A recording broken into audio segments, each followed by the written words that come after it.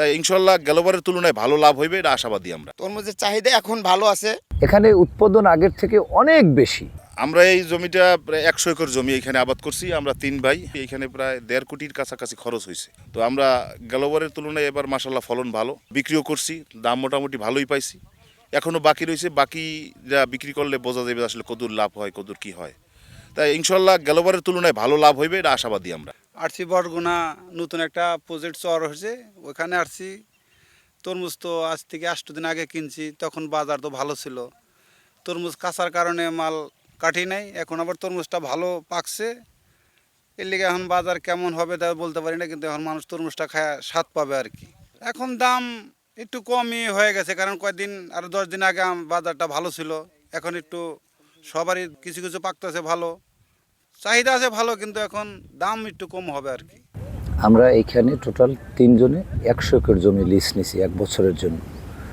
তো এই 100 একর জমিতে আমাদের প্রায় 1 থেকে 1.5 কোটি টাকার মতো ইনভেস্ট হয়েছে।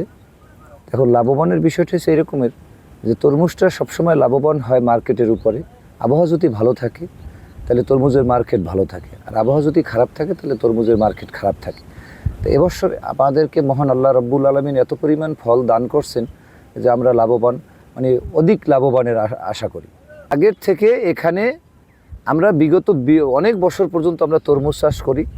এখানে উৎপাদন আগের থেকে অনেক বেশি, অনেক, কিন্তু আবার উৎপাদন খরচের ব্যয়ও বেশি।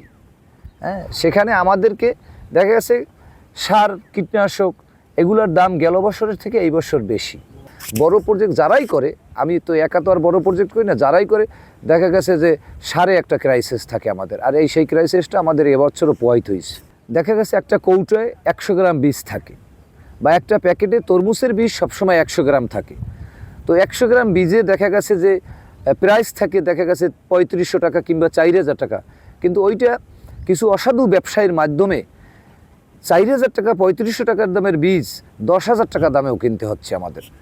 প্রজেক্ট আমরা অগ্রহায়ণ মাসে শুরু করেছি, প্রায় 3 মাস 3.5 মাসের এই প্রজেক্ট। আমরা এই আগাম তরমুজ চাষে আল্লাহর কাছে শুকরিয়া, যথেষ্ট ভালোভাবে উঠতে পেরেছি এবং যথেষ্ট ফলন নিয়ে আমরা হয়তোবা ভালোভাবে লাভবান নিয়ে আবহাওয়া ভালো থাকলে আল্লাহর কাছে শুকরিয়া উঠতে পারবো। এই তরমুজের ব্যবসা করি বিগত 10-15 বছর। ফার্মের খবর নিয়ে আমরা আসছি, আইসা তার সাথে কথাবার্তা বলছি, বলার মাধ্যমে আমাকেও ক্ষেত বেচা কিনা হয়ে গেছে।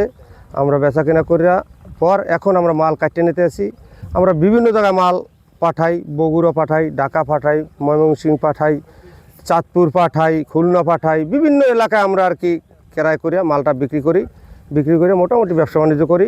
এটা তো আমরা এই জায়গায় দিয়ে কিনলে আমাকে ট্রলার খরচা আছে, গাড়ি ভাড়া আছে, লেবার আছে, এই জন্য একটু মালের উপরে দামটা ওঠে। খেতের জায়গাতে কিনি সেখান থেকে তো ডাবল খরচা হয়ে যায়, যার কারণে বাজার উঠলে বেশি একটু হয়ে যায় দাম।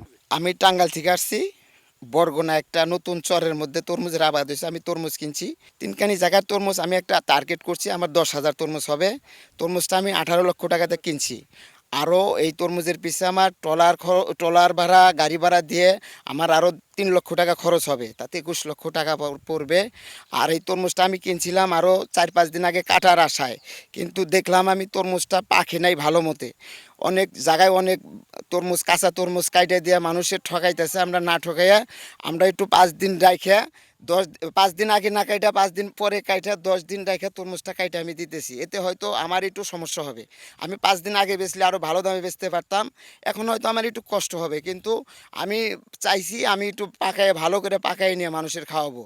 আর এই তরমুজটা আমরা কিনছি হলো পিস মূল্যে, ঠিক আছে, আমরা এই তরমুজটা পিস মূল্যে কিনছি, কিন্তু এই তরমুজ আমাদের গাড়িতে উঠাই দেবো। এই গাড়ি যায়া স্কেল হবে, গাড়ি সহ স্কেল হবে। গাড়ির ওজন হলো 8 টন, আমরা স্কেলে পাবো হলো টোটাল 22 টন। তরমুজ পাবো 14 টন। এই 14 টন তরমুজের দাম কত টাকা, এটার উপরে ভাঙ্গন দিয়ে আমার 50-55 টাকা কেজি হয়তো পড়ে যাবে। কিন্তু আমার তরমুজটা হয়তো এখন সামনে যায় কত বেচবো এটা আমি জানি না, কিন্তু আমি পাকাই দিলাম তরমুজটা। তরমুজের চাহিদা এখন ভালো আছে, তরমুজ চলতেছে ভালো। পাকা হইলে মানুষ খায় শান্তি পায়, আমরা এই জন্য পাকাই দিলাম।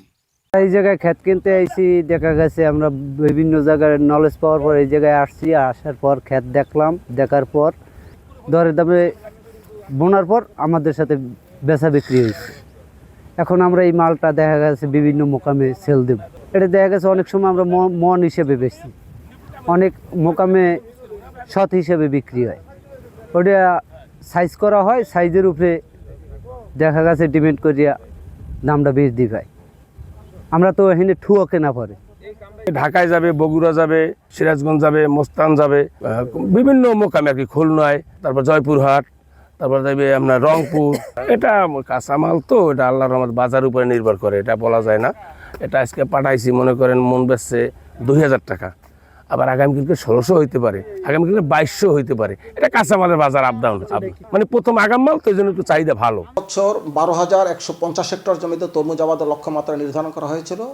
সেখানে আমরা লক্ষ্যমাত্রা অর্জন করতে সক্ষম হয়েছি। আমরা আশা করি আরও কিছু অতিরিক্ত আমরা হয়তো আবাদের যে লক্ষ্যমাত্রা আরও বেশি হয়তো অর্জন হবে। আমরা চূড়ান্ত রিপোর্ট এখনও হাতে পাইনি, তো আমাদের কাছে প্রাথমিকভাবে যেটা মনে হয়েছে যে আমরা আবাদের লক্ষ্যমাত্রা আমরা অতিক্রম করতে পারবো। পাশাপাশি কৃষকরা যেন ন্যায্য দাম পায়, সেটার জন্য আমরা বিভিন্ন মার্কেটিং, সরকারিভাবে কৃষি বিপণন অধিদপ্তরের সাথে জড়িত, আমরা বিভিন্ন মার্কেটিং ডিপার্টমেন্টের সাথে যোগাযোগ রাখছি এবং কৃষকরা যেন ভালো ফলন পায় সেখানে আমাদের কারিগরি পরামর্শ সহ বিভিন্ন ধরনের পরামর্শ দিয়ে যাচ্ছি। আপনারা ইতিমধ্যে অবগত আছেন, প্রতি বছর এই তরমুজের বীজ নিয়ে একটা সিন্ডিকেট হইতো চাষিরা।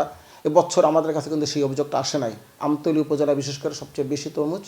আমরা জেলা প্রশাসনের সহায়তা কয়েকটা মোবাইল কোর্ট পরিচালনা করছি ম্যাজিস্ট্রেট দিয়ে, যার জন্য এবার ভেজাল বীজটা বিক্রি করতো, সেই চক্রটা এবছর আমতলী উপজেলায় ছিল না। এবছর আমরা প্রতি বছরেই একটা অভিযোগ আসতো আমতলী থেকে আমাদের কাছে যে ওখানে ভেজাল বীজ বিক্রি হচ্ছে, কিন্তু এবছর কিন্তু সেটা নাই। আমরা মোবাইল কোর্ট, জেলা প্রশাসকের মাধ্যমে মোবাইল কোর্ট পরিচালনা করে আমরা এটা নিয়ন্ত্রণ আনতে সক্ষম হয়েছি।